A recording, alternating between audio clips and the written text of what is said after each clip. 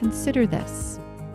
When we incessantly tell ourselves, I'm too busy, I'm so tired, we are essentially scripting a story that robs us of creative thought. Our brain becomes wired to focus on what we feed it. And if we feed it negativity, then we dwell on negativity, and it becomes a formidable barrier to the happiness and the creative fulfillment that we need and that we seek. Hello, my creative friend. Welcome to the BDI Create Today podcast. This is a podcast where we'll discover the who, what, where, when, why, and how you can be creative or have more creativity. And together, we'll explore the extraordinary impact creativity can have in your life, in your heart, mind, body, and soul.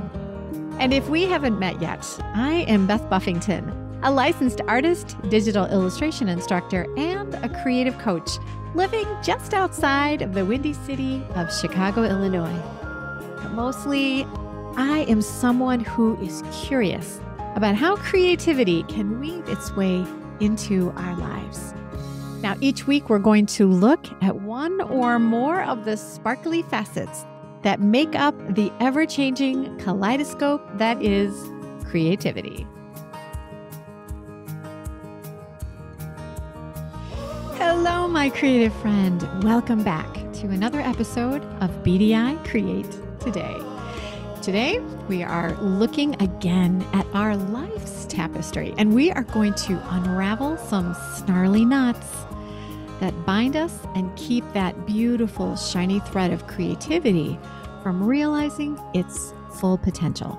Today, we are going to focus on how we often choose on purpose to think negative thoughts or have a focus that is primarily negative. And we'll look at how negativity has, a negative impact on creativity. So, my friend, I have a question for you. How are you? Now, I just asked you a super common question. How are you? This is a phrase we hear a lot. How often have you, after hearing the question, how are you? How often have you said, I'm so tired. I am too busy. I am super stressed. Sadly, these kinds of responses have been rather a badge of honor that we choose to wear, busy, tired, or stressed.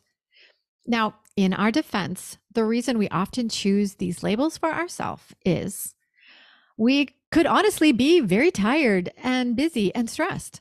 But these labels have also been given out as accolades in our society. If you're busy, tired, stressed, well, you clearly must work harder and most likely have more talent and are probably more successful, right?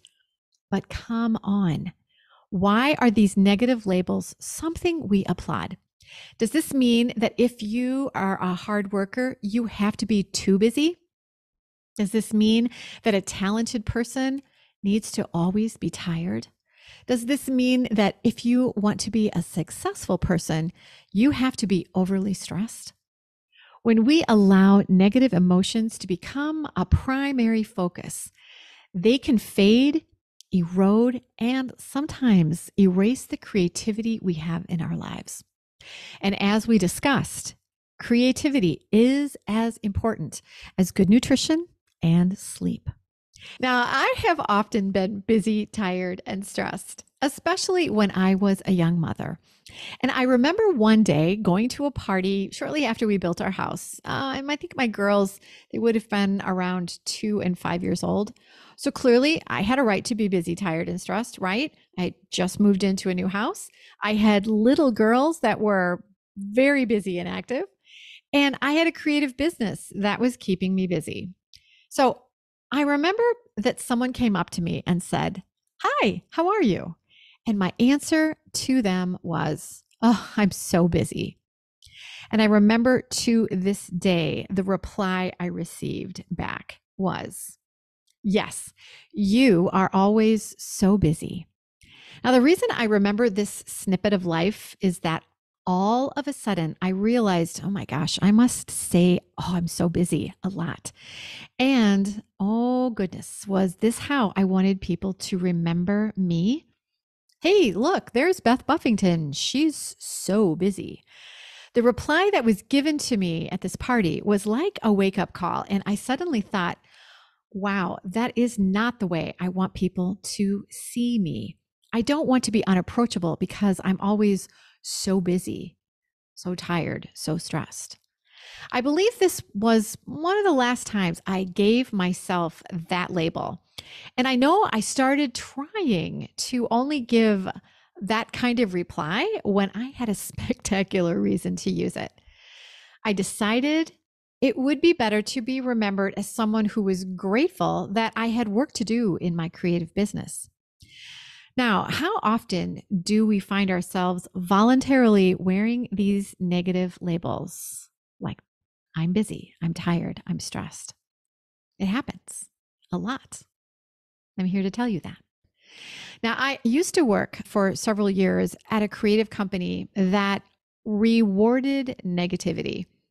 You were a better and more loyal employee if you came in early, if you worked late, if you ate lunch at your computer, if you rarely took advantage of vacations, or if you did, you worked through your vacation or during your vacation, and you were expected to come to work sick.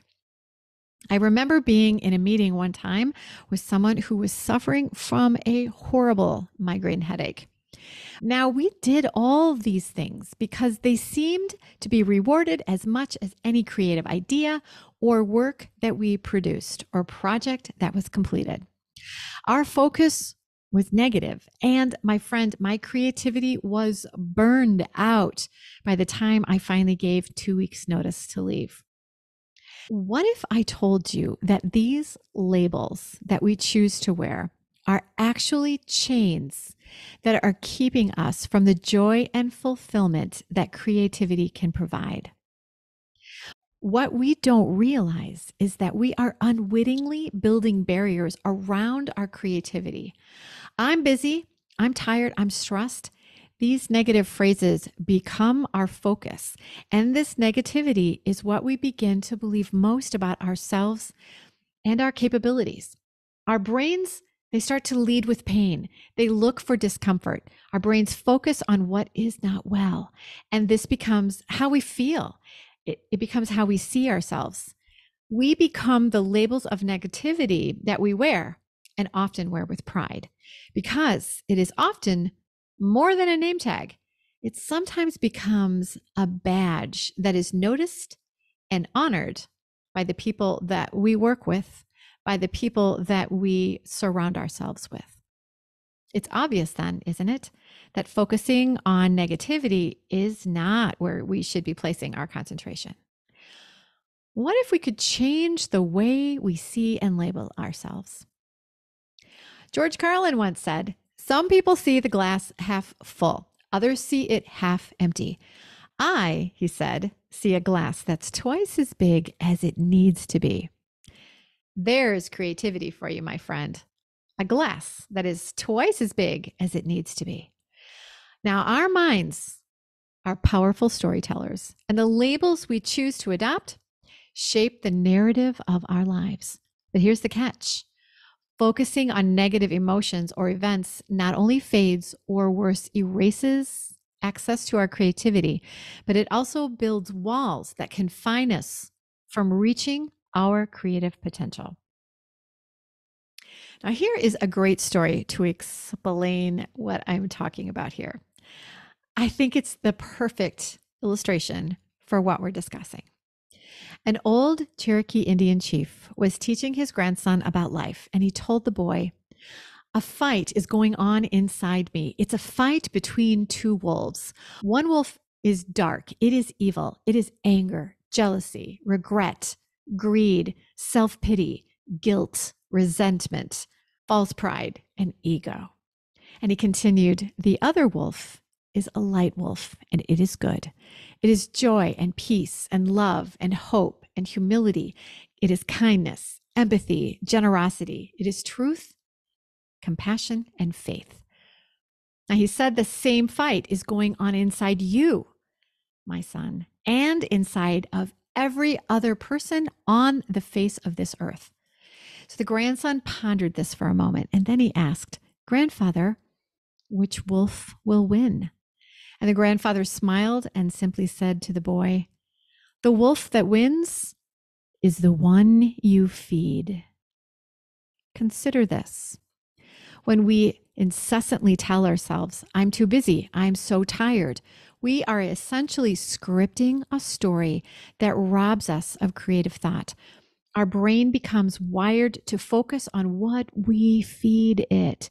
And if we feed it negativity, then we dwell on negativity, and it becomes a formidable barrier to the happiness and the creative fulfillment that we need and that we seek. Let's pause for a moment for a word from our sponsor. And hey, that would still be me.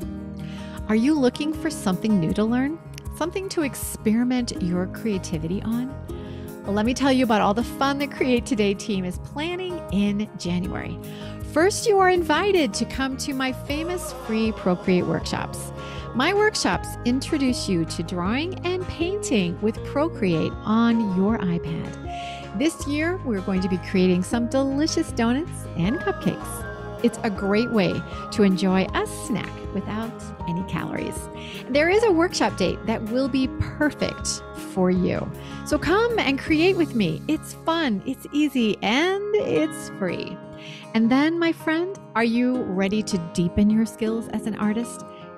Join me personally for an in-depth exploration of digital art with the winter class of my online course, Learn the Art of Procreate. This course will teach you everything you need to know to create your unique art on your iPad. And you can do this, my friend. You're going to learn at your own pace, and I will be there to cheer you on. You're also going to discover how to get your art onto products, to decorate your house, to give as gifts, or to make some money. So ready to discover more about your creativity? Hop onto my list. Go to www.bdi-create.today and get on my email list. Just go to www.bdi-create.today. Oh, welcome back. Let's return to our discussion about negative thoughts and the labels we choose to wear. Now, remember in episode 1, I told you we would learn how science backs up how creativity can thrive or not thrive in our lives? Well, let's talk about the not thrive part for just a second. Research indicates that negative self-talk can lead to decreased cognitive function and diminished creative thinking. It's like putting blinders on in your mind, limiting your mind of its ability to perceive possibilities and creative solutions. So when your brain tells you you're tired, you're too busy, you are stressed, you believe it. Now, here's the sciencey part. Let's talk about the brain's neuroplasticity. Psychology Today defines neuroplasticity as the brain's capacity to continue growing and evolving in response to life's experiences. Plasticity is the capacity to be shaped, molded, or altered. So neuroplasticity then is the ability for the brain to adapt or change over time by creating new neurons and building new networks.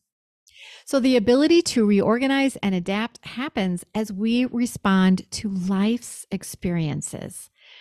So can this work against us when we constantly and consistently focus on negative labels? This negative focus reinforces those neural pathways, kind of like a hiking trail with a lot of use. It cuts deep, making it harder to break free from that path, to break free from the limitations that this self-imposed negativity has built. So to put this in everyday language, when you follow a path over and over and over, you build a rut, and sometimes a very deep rut that can be difficult, but my friend, not impossible to turn out of. So, what if your life is stuck in a deep rut of negativity? Now what? Have no fear. Let's talk about awareness. It is a beacon that pierces a ray of aha through the fog of negative self talk. So, please pardon my mixed metaphors. By the way, my friend, I love metaphors. They are verbal illustrations and they're a fun way to paint while you talk. See what I mean? So, you're going to see a lot of metaphors in my podcast. So, yeah, let's consider it a verbal mixed media, shall we? So, back to my mixed metaphors and our discussion. So, remember the day that I was told, yes, Beth, you're always so busy. I suddenly became aware of the negative label that I was proudly wearing. This awareness was a piercing ray of light that shone through the fog of my negative self talk. Now, imagine if we could become aware of these negative ruts that we are stuck in. It would be great because our brains can realize we need a change. And then our brains can begin to pivot. It can start to build new pathways that will focus on positivity. It's not easy, but it can be done because the brain is great at pivoting if it is aware that a pivot is required. So, building neural pathways that focus on positivity, that's going to feed the good wolf, my friend. So, this is good news for flourishing your creativity. Becoming aware that we are being negative, this is the first step out of the rut towards dismantling these self erected barriers or these self dug ruts that stifle creativity. So imagine if on the day that I was proudly wearing my I'm so busy label, if I would have chosen to focus on positivity in my life instead of I'm so busy, my label could have been right now I'm working through a project that is challenging, but I'm lucky to have work. See what I did there? It's the same life.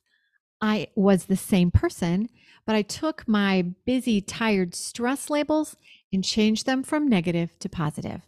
So, in essence, becoming aware of negative ruts and then purposely breaking free of a focus that limits our positivity.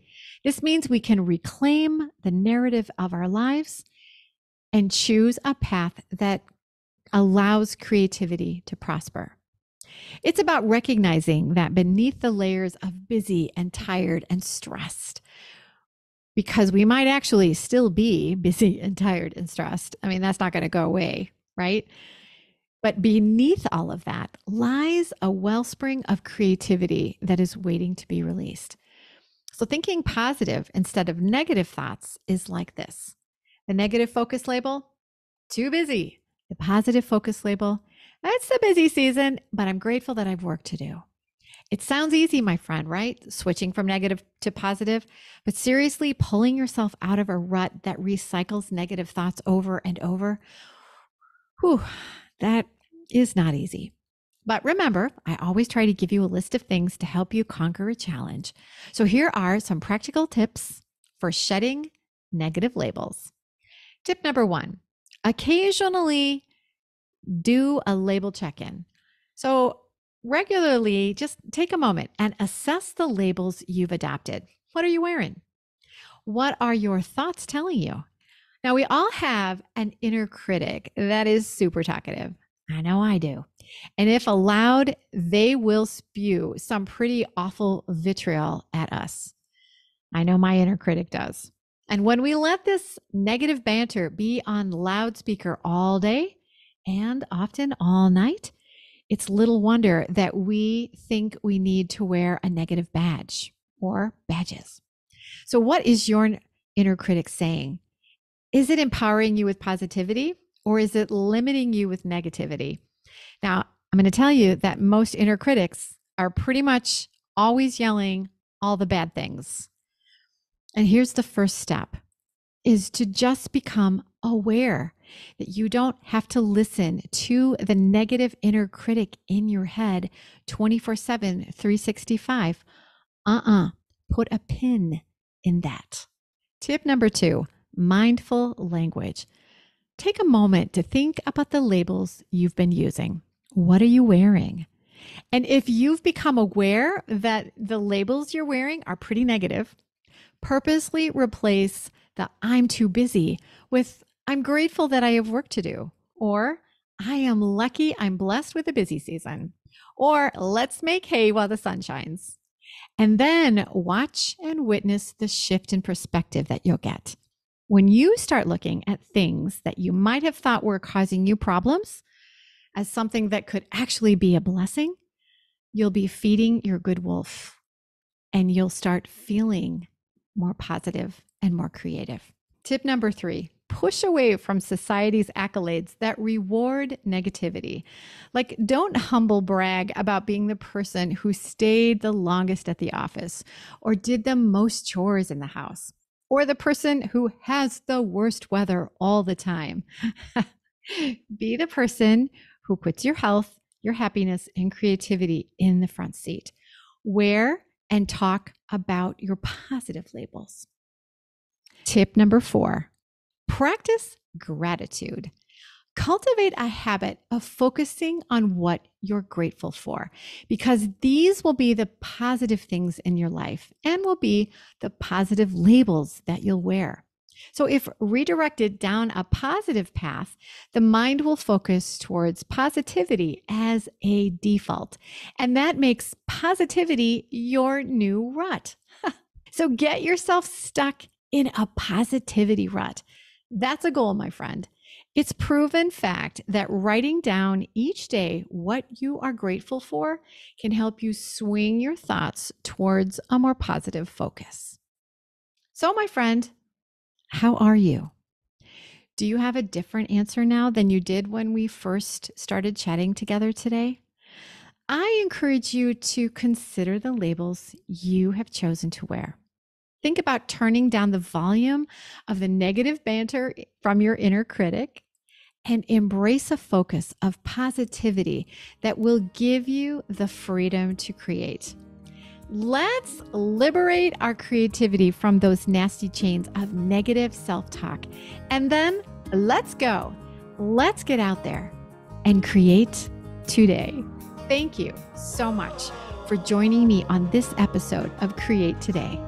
If you found inspiration in our discussion, don't forget to subscribe and to share the Create Today podcast with your friends and family and neighbors. Until then, embrace the positive and stay creative, my friend. Oh, and here's one more note from me, your sponsor. Interested in exploring your creativity with Procreate on your iPad? Get my free Kickstart video. It gives you a beautiful tour of how to use Procreate to create your own art on your iPad. You'll get information about brush libraries, layer and layer options, explanations of the tool icons, and so much more. So go to www.bdi-create.today/Kickstart to get my free Kickstart video.